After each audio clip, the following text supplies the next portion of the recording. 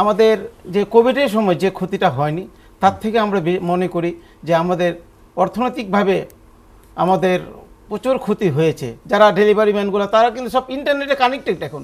এখানে যে আমাদের যে ইয়াটা হচ্ছে এটা কাটিয়ে উঠতে কিন্তু আমাদের অনেক সময় লাগবে। জীবনকে সহজ এবং স্মার্ট করতে আপনিও নিয়ে আসেন ভিশন রাইস কুকার, রান্নায় আধুনিকতা।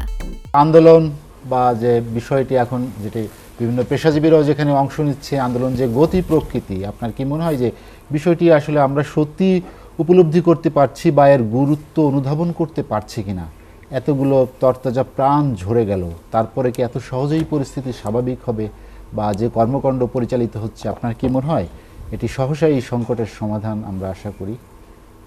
ধন্যবাদ আপনাকে।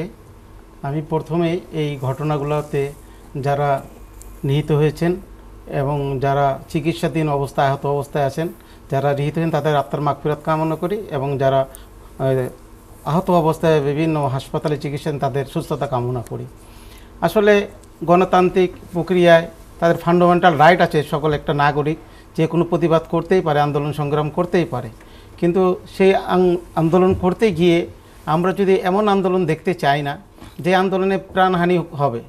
আজকে যারাই বলেন, এই কোমলমতি শিশু বলেন, ছাত্ররা বলেন, যারাই বলেন সাধারণ, এমনকি আমাদের ব্যবসায়ী, আমি যেহেতু দোকান মালিক সমিতি সংগঠন করি, আমাদের কাছে তথ্য আছে, আপনারা পত্রপত্রিকায় দেখেছেন, আমাদের সাভারে একজন দোকানদার তার দোকান বন্ধ করে আসছিল, তখন এই গণ্ডগোলের মাঝখানে পড়ে গুলিবিদ্ধ হয়ে উনি নিহত হয়েছেন।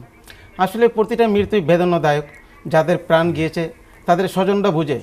কিন্তু আমরা মনে করি আজকে এইটা কেন্দ্র করে যে আমাদের দেশের যে অবস্থা হয়েছে, বহির্বিশ্বে কিন্তু আমাদের ইমেজ ড্যামেজ হয়েছে। এটা পুনরুদ্ধার করতে কিন্তু আমাদের অনেক সময় লাগবে।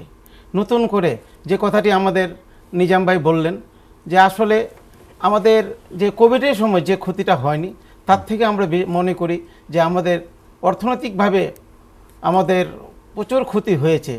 আজকে আমাদের ব্যবসায়ীদের যে আমাদের এফবিসির পক্ষ থেকে বিভিন্ন চেম্বার অ্যাসোসিয়েশনগুলোকে চিঠি দেওয়া হয়েছে, আমাদের যে ক্ষয়ক্ষতির পরিমাণগুলা তাদের জানার জন্য তারা সরকারের কাছে আবেদন করবে। যেহেতু কিছুদিন আগে সরকারের উচ্চ পর্যায়ে কয়েকজন মন্ত্রী এবং মাননীয় প্রধানমন্ত্রীর বেসরকারি খাত বিষয়ক উপদেষ্টার সঙ্গে ব্যবসায়ীদের একটা বৈঠক হয়েছে, সেখানে তারা এই তথ্য জানতে চেয়েছিলেন, আমরা সময় নিয়েছিলাম। সেই পরিপ্রেক্ষিতে আমাদের এফবিসির সম্মানিত সভাপতি উদ্যোগ নিয়েছেন এফবিসির পক্ষ থেকে বিভিন্ন সমিতিকে তাদের ক্ষয়ক্ষতির পরিমাণ জানিয়ে দেওয়ার জন্য।